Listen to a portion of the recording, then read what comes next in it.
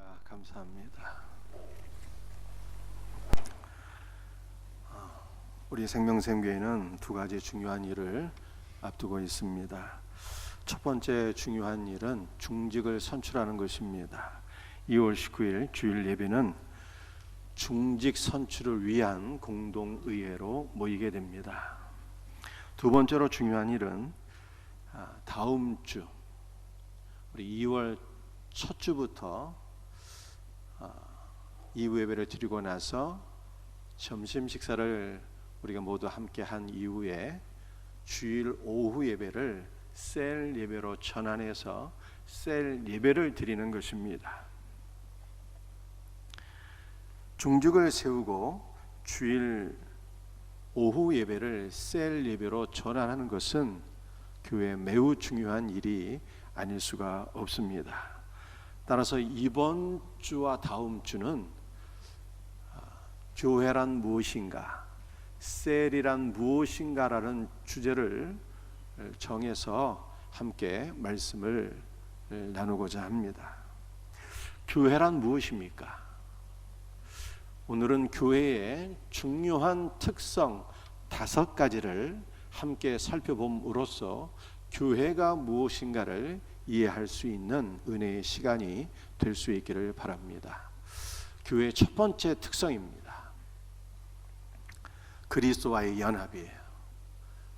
밑에 있는 내용을 같이 읽어보도록 하겠습니다. 우리는 그리스도로 말미암아 만들어졌으며 그리스도는 우리 안에 들어와 계신다. 요한복음 14장 2절과 3절 말씀 같이 읽도록 합니다. 내 아버지 집에 거할 것이 많도다. 그렇지 않으면 너희에게 일렀으리라. 내가 너희를 위하여 거처를 예비하러 가노니 가서 너희를 위하여 거처를 예비하면 내가 다시 와서 너희를 내게로 영접하여 나 있는 곳에 너희도 있게 하리라. 우리 예수님께서 내 아버지 집에 거할 것이 많도다 라고 말씀하셨습니다. 이 거할 곳이라고 하는 것은 여행자가 여행을 하면서 하룻밤 잠시 머물다가 떠나가는 임시 숙소를 의미하는 것이 아니라 우리의 항구적인 거처를 의미하는 것입니다.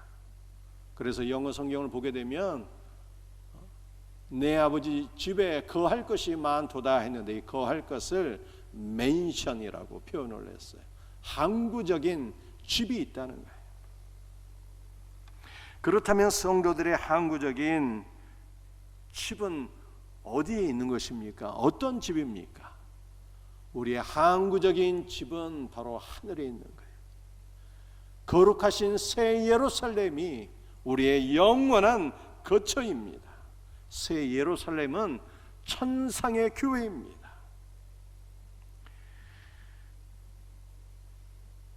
우리 주님께서는 내가 너희를 위하여 거처를 예비하러 간다라고 말씀하셨습니다. 이것은 예수 그리스도의 십자가의 죽으심과 부활을 통하여 거룩한 천상의 교회 새 예루살렘이 세워진다라고 하는 말씀입니다. 천상의 교회와 지상의 교회는 하나로 연합이 되어 있어요.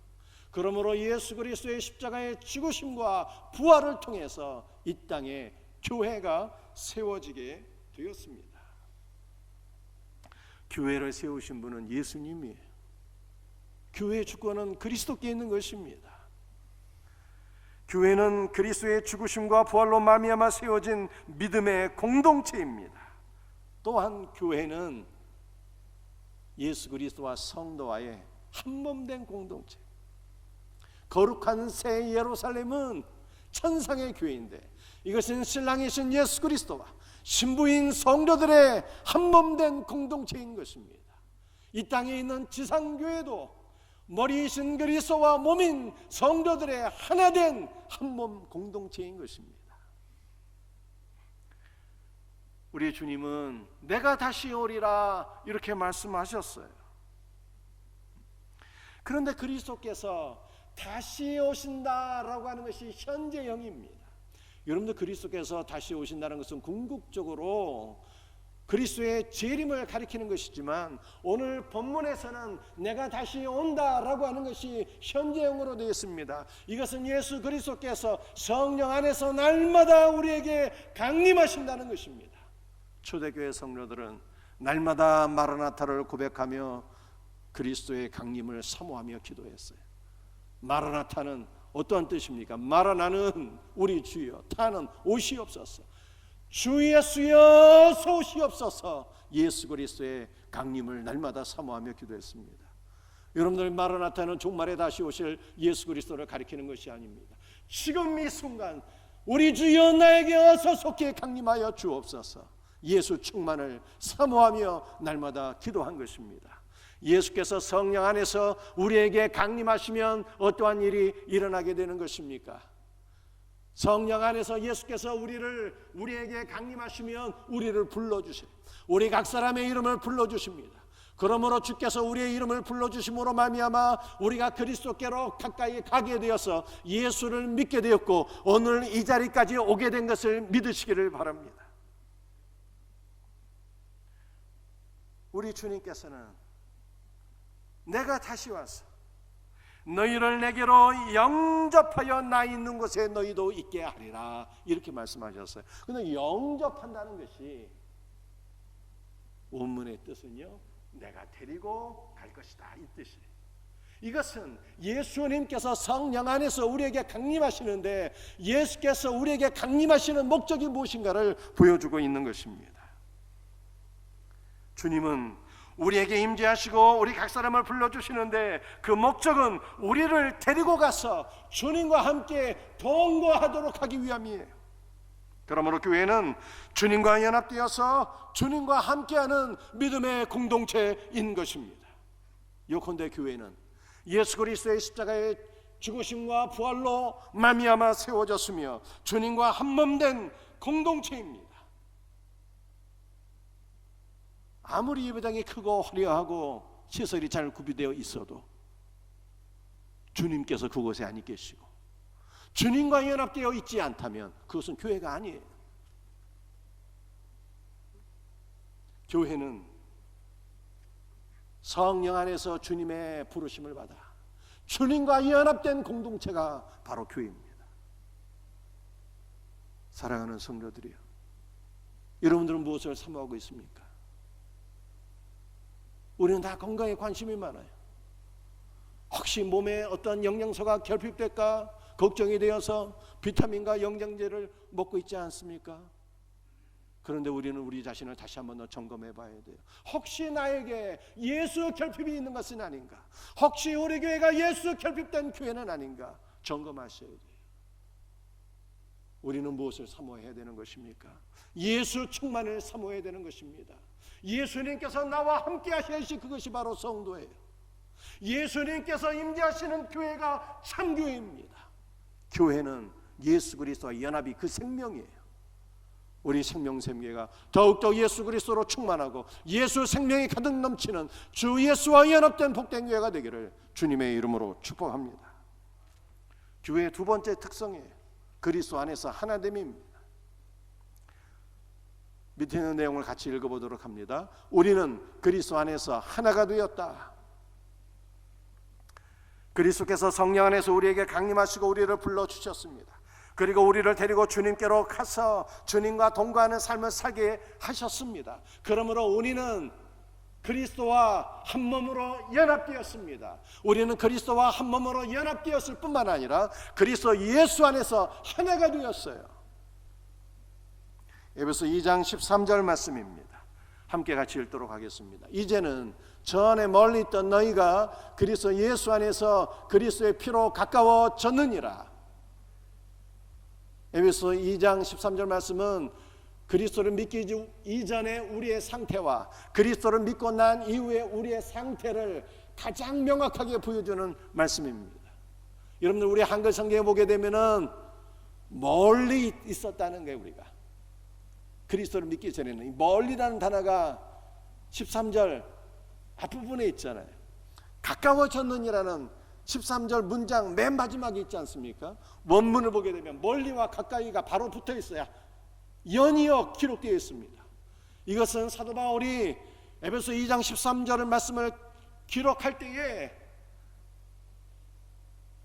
우리가 그리스도 안에서 하나님 아버지와 우리가 전에는 멀리 있었으나 이제는 가까워졌다라고 하는 것을 시각적으로 보여주기 위해서 멀리와 가까이를 딱 연이어 기록한 것입니다. 뿐만 아니라 우리는 그리스도 예수 안에서 전에는 유대인과 이방인이 서로 멀리 있었으나 이제는 그리스도 예수 안에서 가까워졌다라고 하는 것을 압축적으로 보여주고 있어요. 우리가 서로 가까워지게 된 것은요, 그리스도 예수의 피 때문에 가까워졌습니다. 그리스도 예수의 피가 우리의 모든 죄를 다 속해 주심으로 말미암아 거룩하신 하나님과 죄인인 우리가 그리스도 예수 안에서 서로 하나로 가까워지게 되었고요, 우리 모두가 그리스도의 피 안에서 한몸된 공동체를 이루게 되었고, 그리스도 예수의 피 안에서 우리가 하나님의 영적 패밀리가 된 것을 믿으시길 바랍니다. 우리는 그리스도 예수 안에서 한 가족이 된 거예요. 그러므로 그리스도 예수께서 우리를 그리스도 안에서 하나가 되게 하셨어요.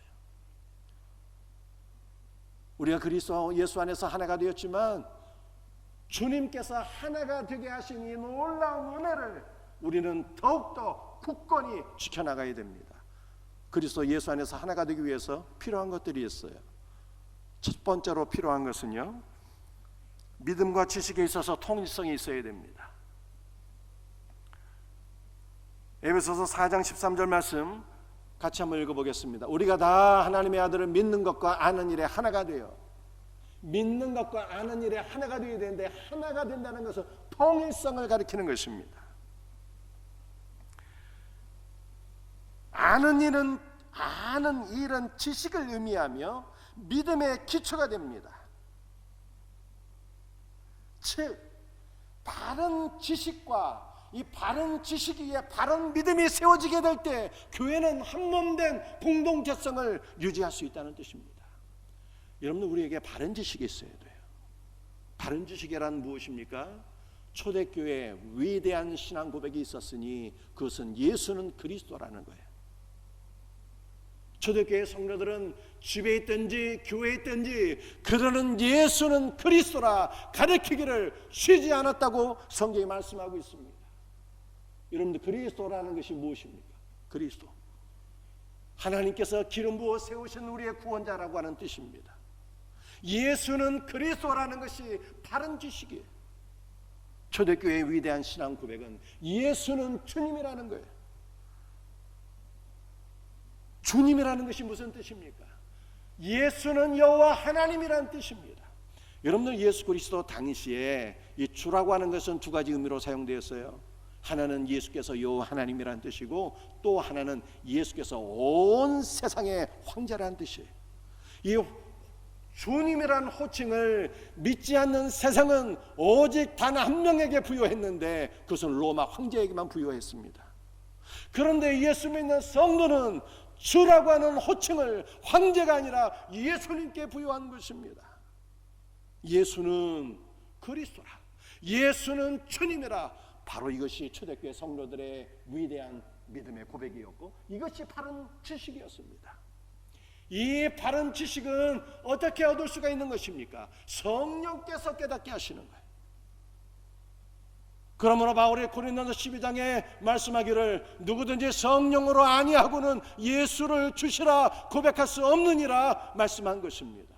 우리는 성령의 역사하심으로 말미암아 예수가 누구인지를 바르게 깨닫게 되고, 그 바른 지식의 기초 위에서 바른 신앙을 갖게 되는 것입니다. 교회 공동체가 바른 지식 위에 바른 신앙을 갖게 될 때 하나가 될 수가 있습니다. 그러나 엉뚱하게 이단들이 교회에 침투해서 다른 지식을 증거하게 되고 다른 믿음을 증거하게 되면 교회 공동체는 분열될 수밖에 없어요. 우리 생명샘교회는 바른 지식 위에 바른 믿음을 갖고 있는, 그러므로 그리스도 예수 안에서 하나로 통일되는 귀하고 복된 은혜가 있기를 주님의 이름으로 축복합니다. 두 번째로, 교회가 하나 되기 위해서는 자기 주장을 내려놓아야 됩니다. 에베소 1장 22절 말씀입니다. 또 만물을 그의 발 아래에 복종하게 하시고 그는 만물 위에 교회의 머리로 삼으셨느니라. 예수님의 교회의 머리이십니다. 우리는 예수 그리스도의 주권을 인정하는 삶으로 나가야 됩니다. 공동체가 하나가 되기 위해서는 자기의 주장을 내려놓고 예수 그리스도의 주권을 인정할 때 하나가 될 수 있는 것입니다. 교회 공동체가 아무리 믿음이 충만하고 바른 지식을 갖고 있어도 자기 주장을 내려놓지 않으면 하나 되기가 어렵습니다. 좋은 사례가 고린도 교회예요. 고린도 교회는 우리가 익히 알고 있는 바대로 은사가 충만한 교회였습니다. 지식의 은사도 충만했습니다. 믿음의 은사도 충만했습니다. 그러나 고린도 교회는 스스로 내가 최고라고 하는 자기 주장을 내려놓지 않음으로 말미암아 교회가 사분오열되는 아픔을 겪게 되었습니다. 교회 공동체 안에서 구성원들은 자기를 주장하면 안 돼요. 여러분들, 자기를 주장하지 말라고 하는 것은 교회의 머리 대신 예수 그리스도의 주권을 인정해야 된다는 뜻입니다. 우리는 모두 자기 주장을 내려놓고 왕이신 주님 앞에 서서 주님의 말씀을 왕의 말씀으로 받아들여야 하는 것입니다. 교회의 머리가 되신 그리스도의 주권을 인정하며 우리 모두가 자기 주장을 내려놓게 될 때 교회 공동체는 하나가 될 수 있습니다. 이와 같은 은혜가 있기를 주님의 이름으로 축복합니다. 세 번째, 교회의 특성입니다. 그리스도 안에서의 돌봄이에요. 우리 밑에 있는 내용을 같이 읽습니다. 우리는 한 몸 공동체이기에 서로 돌보아야 한다. 에베소서 4장 16절 말씀 같이 읽도록 합니다. 그에게서 온몸이 각마디를 통하여 도움을 받음으로 연결되고 결합되어 각 지체의 분량대로 역사하여 그 몸을 자라게 하며 사랑 안에서 스스로 세우느니라. 바울은 우리의 몸과 그리스도의 신령한 몸을 비교해서 설명하고 있습니다. 우리의 자연적인 몸이 성장하기 위해서는 온몸의 신체가 하나로 연결되어 있어야 합니다. 그리고 각각의 신체가 잘 기능을 해야 돼요. 손과 발은 몸에 붙어 있어야 되고 열심히 부지런히 일해야 됩니다. 입은 먹는 역할을 잘 감당해야 되고 위는 소화시키는 기능을 잘 감당해야 되고 장은 잘 배출해야 되는 것입니다. 모든 신체가 몸에 유기적으로 연결되어 있어서 그 기능을 각각 잘 감당하게 될 때 건강할 수가 있어요. 그리스도의 신령한 몸도 마찬가지입니다. 모든 신체의 각 부위가 하나로 연합되어 있어야 됩니다. 오늘 본문 말씀을 보게 되면 연결되고 결합되어 라고 말씀하고 있습니다. 그리스도 안에서 하나로 연합되어 있어야 된다는 것을 강조하는 말들입니다. 동일한 의미의 단어가 두 번 강조된 것은 하나로 연합되어 있는 것, 이것이 얼마나 중요한가를 우리들에게 보여주고 있습니다. 하나로 연합될 때 우리는 그리스도 예수 안에서 성장하게 되는 것입니다. 그런데 신령한 몸인 교회 공동체가 하나로 연합되고 성장하기 위해서는 머리로부터 각마디를 통하여 공급을 받아야 합니다. 신령한 몸의 머리는 그리스도입니다. 따라서 교회 공동체는 머리 되신 그리스도부터 공급을 받아야 합니다. 그런데 신령한 몸의 머리이신 그리스도는요, 직접 다이렉트로 교회 공동체 모든 구성원의 필요를 채워주시는 것이 아닙니다. 오늘 본문 말씀을 보면 그에게서 온몸이 각마디를 통하여 도움을 받게 된다, 이렇게 말씀하고 있어요. 여러분들, 각마디는 그리스도 안에 있는 모든 성도 한 명 한 명 구성원을 의미하는 것입니다. 우리 모든 성도는 머리 대신 그리스도로부터 자원을 공급받아서 그리스도 예수의 사랑과 은혜와 생명과 말씀과 능력과 복을 공급받아서 그리스도의 자원으로 모든 성도들을 돕는 자가 되어야 돼요. 돕는 자. 여러분들 그에게서 온몸이 강마디를 통하여 도움을 받음으로 라고 말씀하고 있지 않습니까? 이 도움이라고 하는 단어가 공급을 뜻하는 거예요. 우리는 그리스도로부터 공급을 받아서 그리스도께서 공급받은 그 차원으로 서로가 서로를 돌보는 사역으로 나가야 되는 것입니다.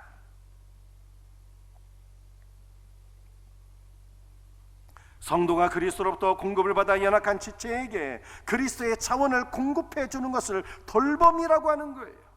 우리가 그리스도 안에서 서로를 돌보게 될 때 우리는 그리스도의 성전으로 세워지게 됩니다. 바울은 교회 공동체가 머리이신 그리스도로부터 공급을 받아 서로를 돌보는 것을 또 한 번 강조하고 있는데, 각 지체의 분량대로 역사한다 이렇게 표현하고 있어요. 각 지체의 분량대로 역사하는 것을 우리 모든 성도들이 머리이신 그리스도부터 자원을 공급받아서 연약한 지체를 섬기는 것을 가리키는 것입니다.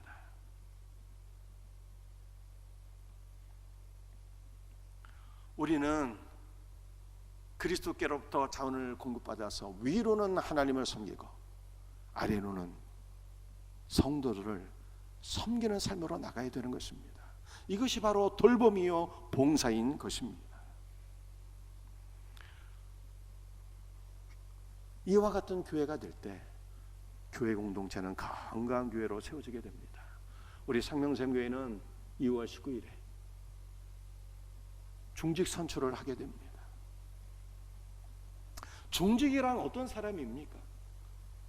장로, 권사, 안수집사 요 3직이 교회 중직인데 어떤 사람이 무엇을 해야 되는 것입니까?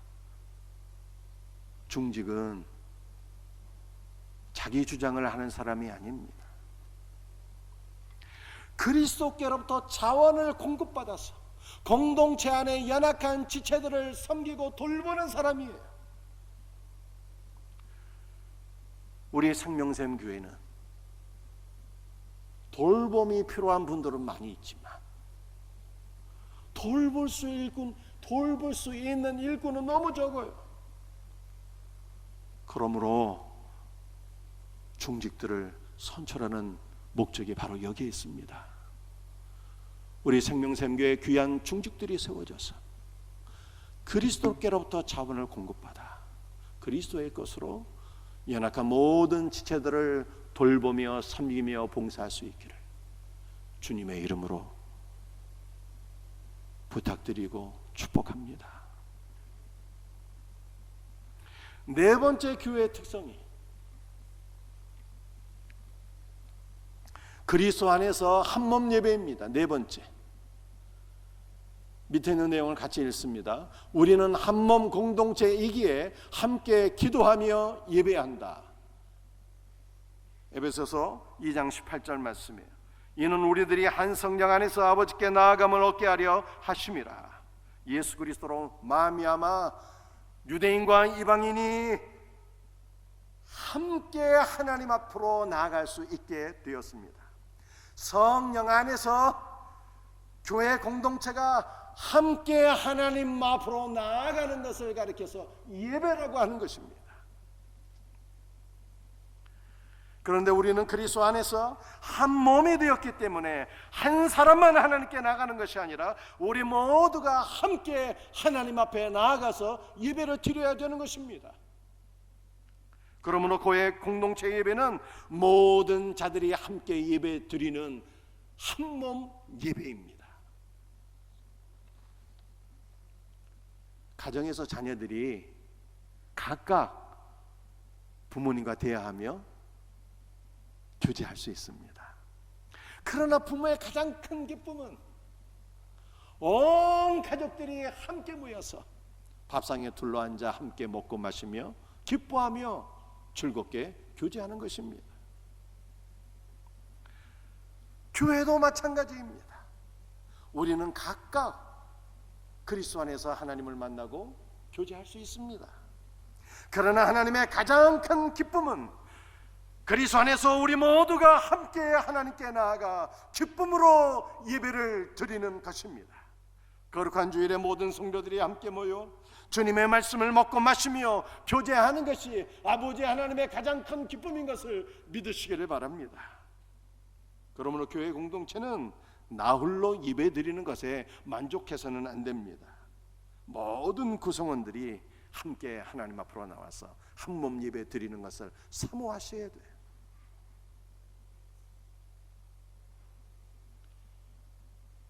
이 놀라운 은혜를 사모하면서 우리 가족 구성원을 돌아보시기 바랍니다. 세론들을 돌아보시기를 바랍니다. 서로가 서로를 권면하여서 우리 모두가 그리스도 안에서 함께 예배 드릴 수 있는 은혜가 있기를 주 예수의 이름으로 축복합니다. 교회 공동체는 그리스도 안에서 함께 하나님 앞으로 나가서 예배를 드릴 뿐만 아니라 그리스도 안에서 함께 하나님께 나아가서 합심으로 기도를 해야 되는 것입니다. 모든 구성원이 그리스도 안에서 함께 하나님 앞에 기도하는 것을 가리켜서 합심기도라고 해요. 합심기도. 마태복음 18장 19절 20절 말씀이에요. 함께 말씀을 같이 읽도록 합니다. 너희 중에 두 사람이 땅에서 합심하여 무엇이든지 구하면 하늘에 계신 내 아버지께서 그들을 위하여 이루게 하시리라. 두세 사람이 내 이름으로 모인 곳에는 나도 그들 중에 있느니라. 한글 성경은 너희 중에가 첫 단어 아닙니까? 원문은 만일이 첫 단어예요. 만일. 이것은 두 사람이 모여서 합심으로 구하는 상황이 충족되기만 한다면 너희가 무엇을 구하든지 내가 반드시 응답하리라 라고 하는 주님의 약속인 것입니다. 너무 중요하죠. 다시 반복해서 말씀드립니다. 마태복음 18장 19절의 첫 단어는 만일이에요. 이것은 공동체의 구성원이 함께 모여서 합심으로 기도하는 상황이 충족된다면 내가 반드시 너희의 기도에 응답하리라 라고 하는 주님의 약속이라는 것입니다.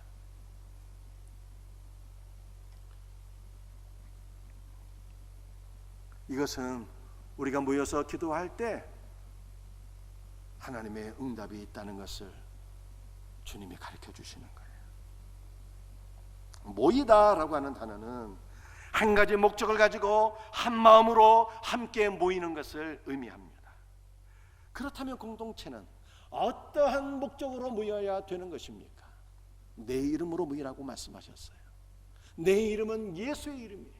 내 이름으로 모인다는 것은 예수의 이름 안으로 들어가고 예수의 이름 안에 머물도록 너희들이 기도하라는 뜻입니다. 여러분들, 예수의 이름은 예수님의 존재 자체예요. 그러므로 우리는 예수 그리스도의 임재 안으로 들어가고 예수 그리스도의 임재 안에 머무는 삶을 사모하며 합심으로 하나님께 나아가 기도해야 된다는 뜻입니다. 우리 모든 성도들이 함께 예수 그리스도의 거룩한 임재 안으로 들어가고 함께 예수 그리스도의 거룩한 임재 안에 머물게 될 때 그 교회는 가장 건강한 교회가 되고 세상을 변화시키는 능력 있는 교회가 될 것을 믿으시기를 바랍니다.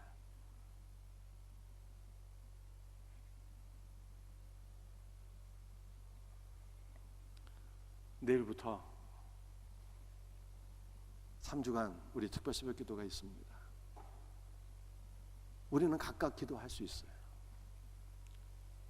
그러나 우리 주님은 너희가 모여서 기도하라고 가르쳐 주셨어요.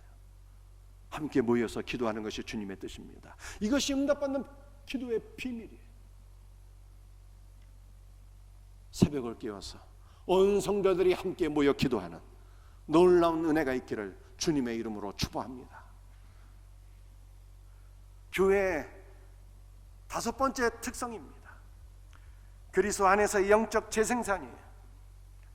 밑에 내용을 같이 읽도록 합니다. 우리는 교회 공동체를 계속 재생산해야 한다.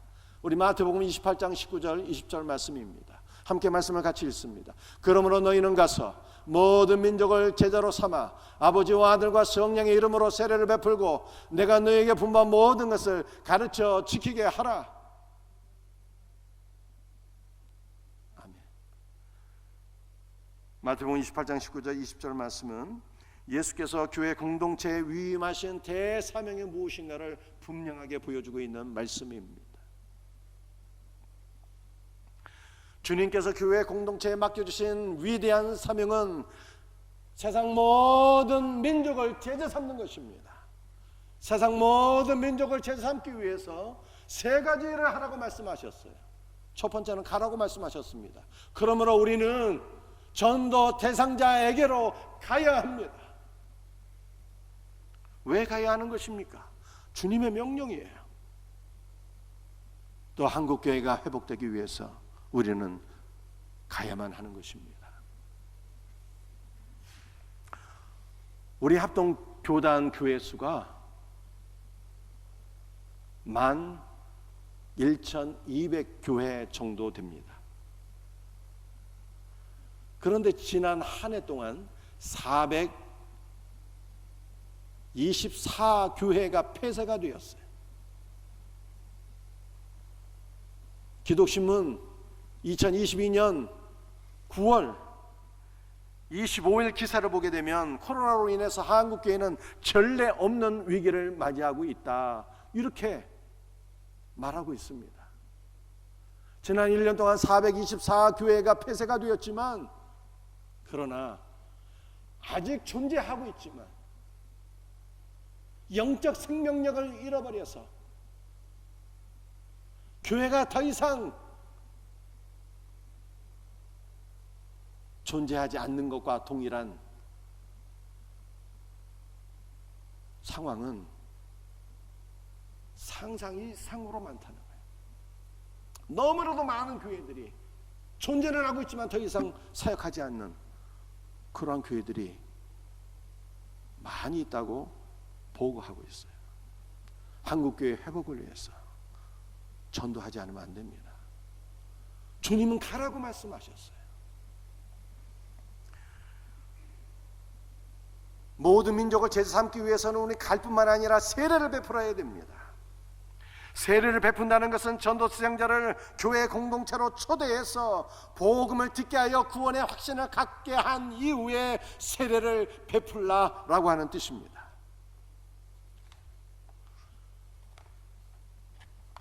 전도 수장자들을 교회 안으로 초대하는 것이 중요합니다. 우리 합동교단은 산하 11,200교회가 동일한 날에 모든 전도 수양자를 교회로 초대하기로 정했습니다. 그날이 언제입니까? 3월 19일이에요. 합동교단은 세상의 불신자를 교회로 초대하는 이 날을 블레싱데이라고 정했어요. 블레싱데이, 축복의 날이라는 거예요. 세상의 모든 불신자를 교회 안으로 초대해서 복음으로 축복하는 날이에요. 복음의 말씀을 듣게 해서 구원의 확신을 갖게 하고 세례를 베풀라라고 하는 주님의 명령을 우리가 순종하기 위하여 세상 모든 불신자를 교회 안으로 초대해야 됩니다. 세 번째로는 가르치는 것이죠. 전도생자로 가야 되고 그들을 교회 안으로 초대해야 되고 구원의 확신을 갖게 한 이후에 가르쳐야 돼요. 이것은 구원받은 성도를 말씀으로 양육하라는 뜻입니다. 성도가 말씀으로 양육을 받아 성장하게 되면 또 다른 전도 대상자에게로 갈 수 있게 됩니다. 이것이 바로 영적 재생산입니다. 우리가 세상에 믿지 않은 전도 대상자로 가서 그들을 교회 안으로 초대해서 복음을 듣게 하고 세례를 베풀고 그들을 말씀으로 양육해서 성숙한 신자가 되어서 그들이 세상으로 다시 파송받는 것, 이게 영적 재생산이에요. 건강한 교회의 가장 중요한 특징이 바로 영적 재생산이 일어나는 것입니다. 우리 생명샘교회는 이번 3월부터 제자반이 다시 시작됩니다. 성장반은 작년에도 오픈되었지만 제자반은 코로나 이후 3년 만에 이제 다시 오픈돼요. 왜 오픈하는 것입니까? 주님이 가르치라고 말씀하셨잖아요. 성도들이 양육받을 때 성숙한 신자가 되어서 다시 세상으로 파송받고 영적 재생산이 이루어지게 되는 것입니다. 영적 재생산이 이루어지는 건강한 교회가 되기를 주님의 이름으로 축복합니다. 말씀을 마치게 했어요. 여러분들 건강한 교회는요, 5가지 특징이 있는 거예요. 이 5가지 교회의 특성 우리 다시 한 번 더 보시기 바랍니다. 그리스도와 연합되는 공동체, 그리스도가 없으면 교회가 아닙니다. 두 번째 교회의 특성, 그리스도 안에서 하나가 되는 것입니다. 그리스도께서 우리를 하나가 되게 하셨어요. 그리스도의 한 몸이 되게 하셨고 한 가족이 되게 하셨습니다. 그러나 하나됨을 굳건히 지키기 위하여 우리는 바른 지식과 믿음을 소유해야 됩니다.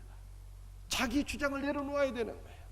여러분들 교회의 특성 세 번째, 그리스도 안에서 하나가 돼서 서로를 돌보는 돌봄 공동체가 되어야 합니다. 네 번째, 그리스도 안에서 함께 기도하며 예배드리는 한 몸 예배가 되어야 합니다. 그리스도 안에서 영적 재생산이 일어나는 교회가 되어야 돼요. 이것이 5가지가 교회의 가장 중요한 공동체성입니다. 연합과 하나됨과 돌봄과 한 몸 예배와 영적 재생산이에요. 이와 같은 교회가 되기를 주님의 이름으로 축복합니다. 기도하시고 찬송하겠습니다. 주님 감사합니다. 우리의 생명샘교회 더욱더 그리스도와 연합되고 그리스도 안에서 하나가 되고 그리스도의 자원으로 서로 돌보고 한 몸 예배를 드리고 그리스도 안에서 영적 재생산이 이루어지는 복된 은혜가 있게 하옵소서. 주 예수 그리스도의 이름으로 감사하며 기도합니다.